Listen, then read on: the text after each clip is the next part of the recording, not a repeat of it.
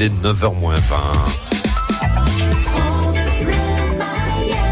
Made in Mayenne avec Koi Centre d'affaires, bureaux, locaux d'activité et services pour l'efficacité des entreprises dans un cadre d'exception à Laval et sur www.koisuccess.com. KOIsuccess.com. Du lundi au vendredi, Pascal, entre 9h-20 et 9h-10, Oui. en gros, on a rendez-vous avec un chef d'entreprise mayennais. Exactement, un chef d'entreprise mayennais. Et ce matin, c'est Jérôme Bazantais. Bonjour. Bonjour à nos auditeurs. Habituellement, Merci de m'avoir accueilli. on offre un café à nos invités. On vous a offert un café ce matin ? J'étais un petit peu en retard, donc bon, ça a été assez rapide. Bon, on va rattraper ça. Il y a pas de On va problème. rattraper ça parce que l'esprit de ce rendez-vous, c'est un moment convivial autour d'un café où vous nous parlez justement de votre entreprise. Alors, vous avez créé avec un associé l'entreprise Air Hydro, une création qui s'est effectuée au Mans en 2008, c'est bien ça ? Oui, tout à fait, oui. Et puis par la suite, cette entreprise s'est donc développée. Vous êtes installé aujourd'hui avec une antenne en Mayenne, à Laval. Alors Air Hydro, une entreprise spécialisée en hydraulique, en air comprimé. Que faites-vous exactement ? Alors l'hydraulique, pour retracer un petit peu le métier, souvent quand on parle d'hydraulique, on parle d'irrigation, d'eau.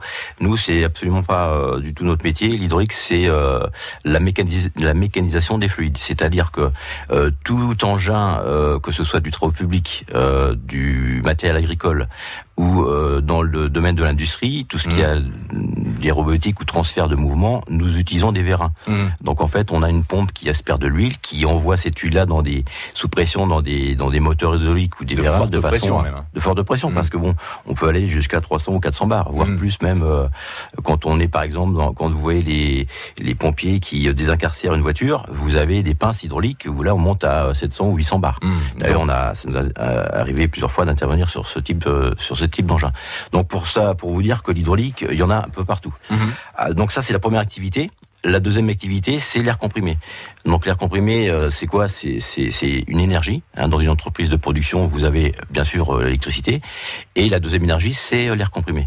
Donc nous sommes en mesure de faire une audit dans une société pour dire, voilà, vous avez besoin de tant de mètres cubes d'air de façon à pouvoir alimenter vos machines. Et également définir des contrats de maintenance. Et donc vous créez ces chaînes finalement de pression, d'hydraulique, d'air comprimé. Vous ne fabriquez pas ? Nous fabriquons les petites centrales hydrauliques. C'est-à-dire que nous avons un bureau d'études.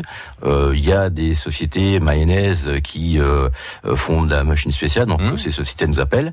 On définit ensemble les mouvements que souhaite avoir la société et également les cycles de production, les capacités. Et de là, nous faisons l'étude.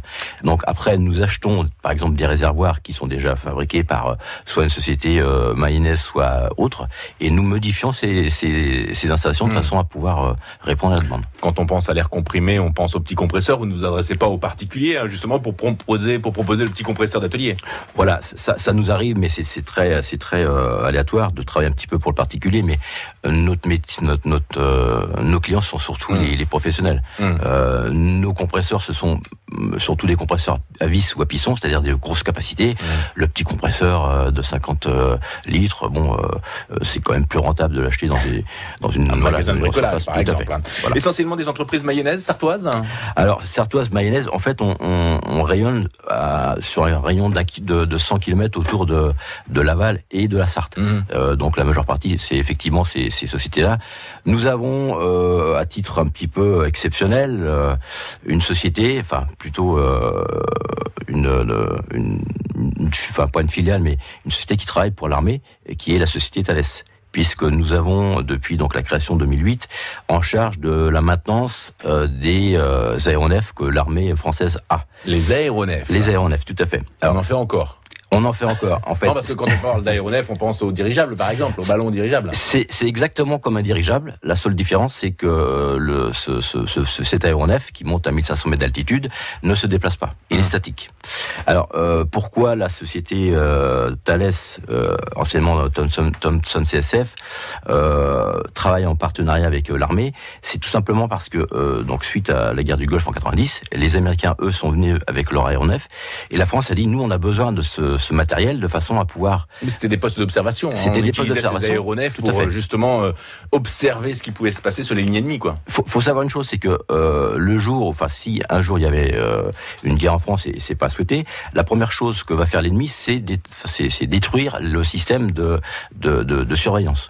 Donc l'armée française a mis en place donc un certain nombre, je ne vais pas vous dire exactement le nombre d'aéronefs, mais un certain nombre de systèmes de surveillance qui peuvent se déplacer en 24 heures. Mais alors vous intervenez comment ? Alors nous, de quelle façon, pourquoi ? Nous, on intervient sur la partie hydraulique. C'est-à-dire qu'un aéronef, c'est un ballon qui monte à 1500 mètres d'altitude, comme j'expliquais tout à l'heure, et ce ballon-là est relié par une fibre optique via un treuil hydraulique. Et nous, donc, on fait la maintenance de ces treuils-là, et nous faisons également une formation chez les militaires tous les 3 ans. Donc cette formation-là est effectuée à la base aérienne de Bretigny-sur-Orge, base la BA 217. Et tout ça, bien sûr, au départ, en Mayenne, on l'aurait compris. Tout à fait. Jérôme Bazintet, vous ne bougez pas, on se retrouve dans une minute. On continue, bien sûr, à parler de votre entreprise et puis de votre parcours. Il est 9h moins le quart. France Bleu.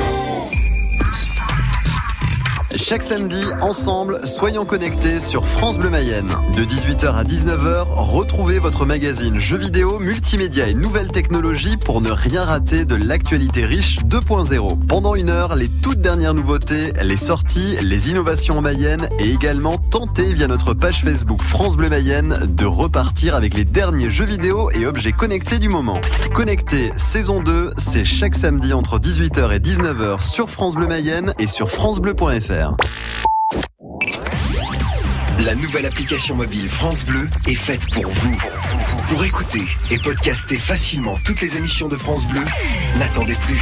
Téléchargez dès maintenant la nouvelle application mobile France Bleu. France Bleu, France Bleu Mayenne.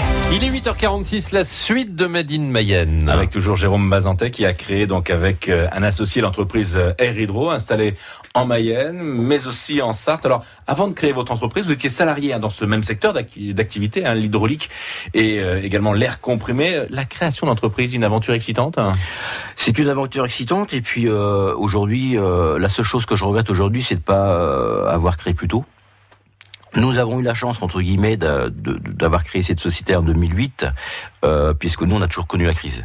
Donc, on a toujours fait attention aux investissements, à ce qu'on faisait, et surtout à répondre aux clients du tac au tac, de façon à pouvoir aussi prendre des parts de marché. Si vous l'aviez fait plus tôt, vous auriez pris plus de risques, c'est ce que vous voulez dire ? Alors, on l'aurait fait plus tôt, on aurait développé très très rapidement, c'est-à-dire qu'on aurait embauché, et puis vous savez, quand vous embauchez, vous en avez pas mal de personnes, et puis que vous avez votre carnet de commandes qui chute, les personnes, vous les avez, donc il faut bien les occuper, quoi.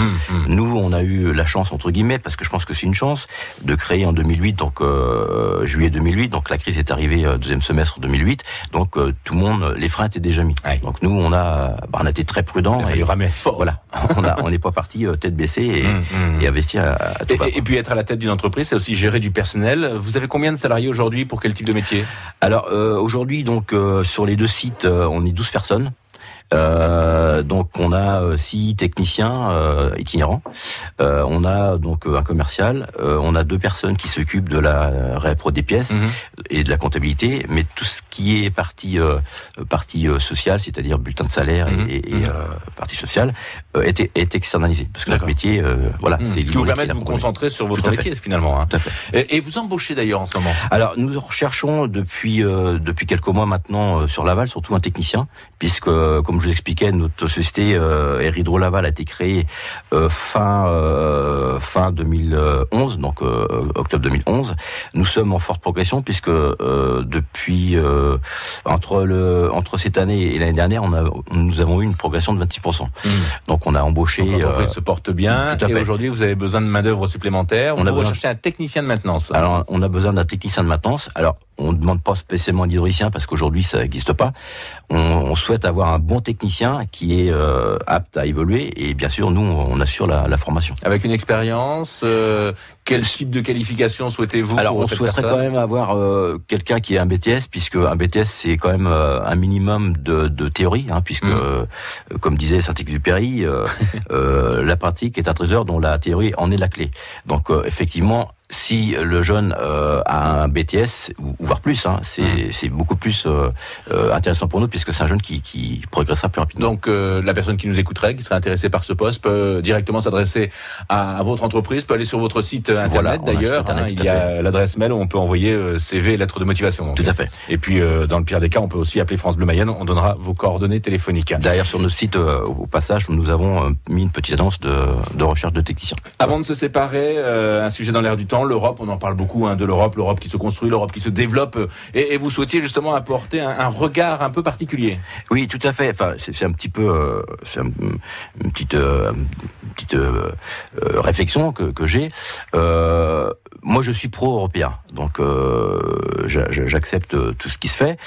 Les directives européennes, c'est très bien. La seule chose, c'est de la transgression de ce qu'on fait de ces directives européennes. Je vais vous prendre un exemple. En 1995, il y a une directive européenne qui stipule de préserver la chaîne de froid sur les commerçants ambulants, c'est-à-dire par exemple les fromagers et les bouchers qui font des marchés. Le fromager, par exemple, doit maintenir une température maximale de 8 degrés. Le fromager espagnol, lui, a le droit de prendre un camion, de mettre des pains de glace de façon à pas excéder 8 degrés. Oui. Le français, lui, les technocrates français, on dit, nous, pour préserver, pour maintenir... Il faut un camion frigo. Il faut un camion frigo. Oui, mais là, c'est pas dû à l'Europe. C'est pas dû à l'Europe, c'est des dû à la pays France, tout à fait. qui changent un petit peu les modalités de fonctionnement et qui adaptent en fonction de la réalité de terrain, alors. Tout à fait. Il y a quelque temps, je discutais avec Bernard Selle, qui est monsieur sécurité lui-même, qui lui me disait, mais c'est affolant, quoi. Il y a des directives européennes, donc tous les pays doivent l'appliquer. La directive européenne, par exemple, dans ce cas-là, dit on doit maintenir la chaîne de froid, mais ne dit pas comment on doit la maintenir la chaîne de froid. Donc c'est à chaque pays finalement d'adapter. Voilà. Les Espagnols ont dit le pain de glace, nous ça nous suffit, la glacière ça nous suffit. Le Français, nous on dit non, il faut un camion réfrigéré. Bon, ce qui veut dire quand même qu'il vaut mieux manger du fromage français qu'espagnol. Tout à fait. Mais il coûte un peu plus cher. Merci beaucoup Jérôme Bazantet d'avoir été avec nous ce matin. Je le rappelle, vous êtes à la tête de l'entreprise Air Hydro à Laval et au Mans. Air Hydro, c'est sympa comme nom. Air Hydro avec un jeu de mots, parce que Air